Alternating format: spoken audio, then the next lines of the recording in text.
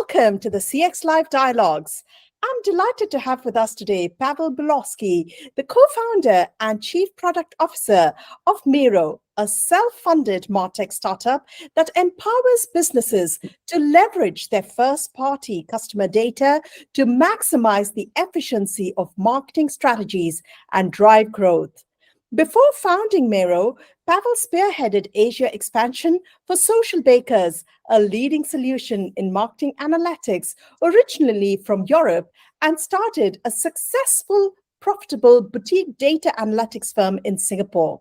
Besides, in 2016, Pavel also co-founded SheLovesData.com, a volunteer-led non-profit organization that has empowered 16,000 women from more than 100 countries through comprehensive marketing and technology training programs. Welcome, Pavel. It's a pleasure to have you today. Great to be here, Ayusha. Thank you. Now, Pavel, the rise of omni-channel experiences is transforming customer interactions.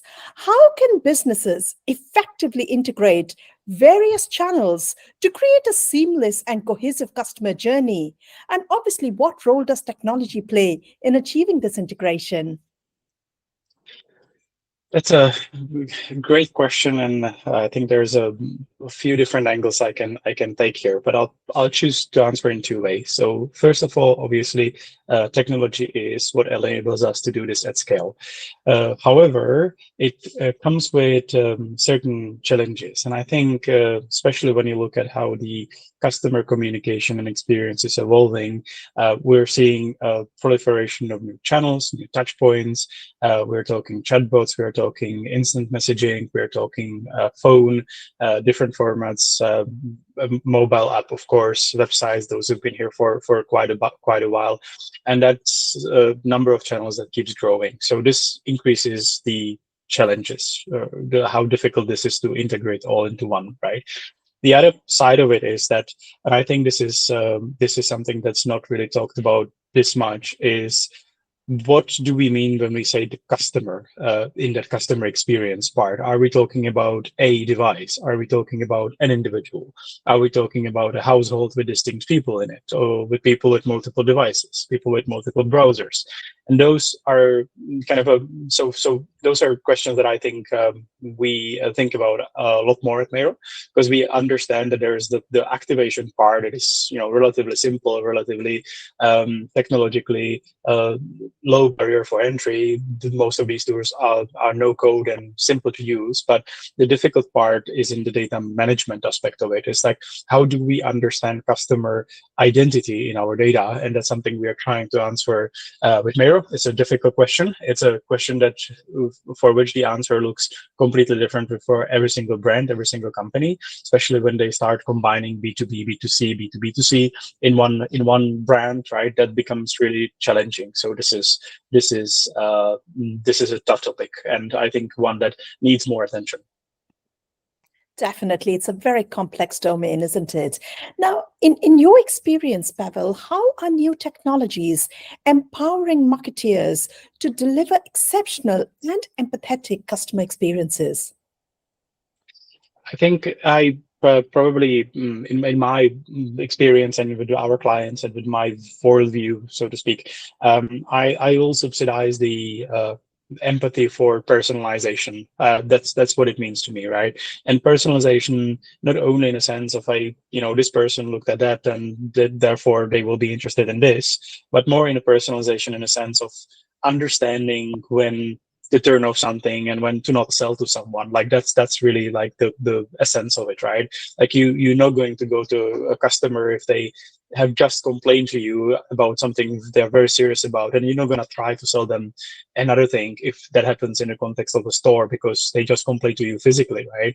But that happens very often where there's a disconnect between different sort of branches of business. Like, for example, teams that are responsible for advertising are hitting the same customers that are just being responded to customer care, and they might be complaining about something. So to me, that's a combination. Again, it's all database, it all should be data driven, but the understanding of customer comprehensively, understanding where they are producing some sort of signals that could tell us not to sell them right now, or on contrary, ask them for a referral because they've had exceptionally good experience. That is the application of empathy, and that can only be achieved through data at scale. So again, goes back to the understanding of the customer holistically. Definitely. Now, you mentioned B2C, which is obviously another very, very complex domain for marketeers to manage. How can B2C brands tackle marketing technology adoption in the context of customer data regulations?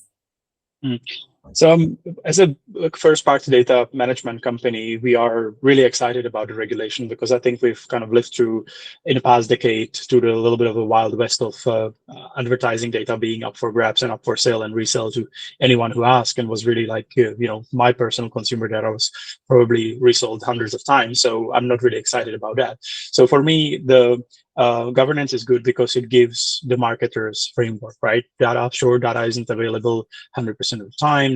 It puts the consumer back in control, even though we have not really went all the way on that journey of those kind of users, those consumers claiming their control.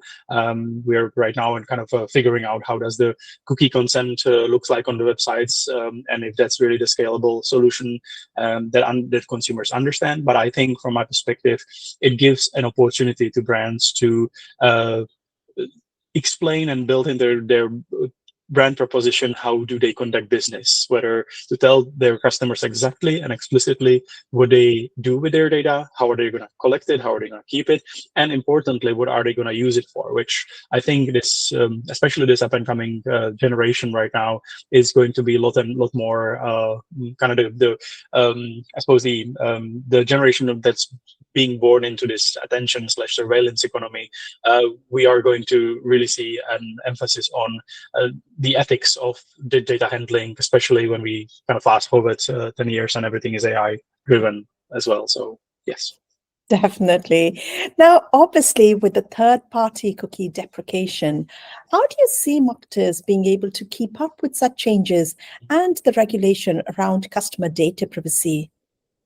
So I think you have to look at what's the practical effect on marketers and their performance when it comes to the third-party cookie deprecation, because in reality this has been here for a while. It's been here for on browsers like Safari, so on anyone in Apple ecosystem. When we look at markets like UAE or Saudi Arabia, which are almost dominantly iOS, right?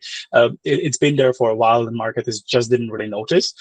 So I think what we have seen globally as the effect is specifically advertising and its attribution. So targeting is going to get a lot harder, done in the traditional way, and attribution of advertising efforts and campaigns is going to get a lot harder. And I think there are kind of platforms that are naturally going to win. Those platforms that do recognize user, and whenever they come back, I'm talking specifically about obviously platforms like Meta, Apple, Amazon, Google, those platforms that have the customers log in.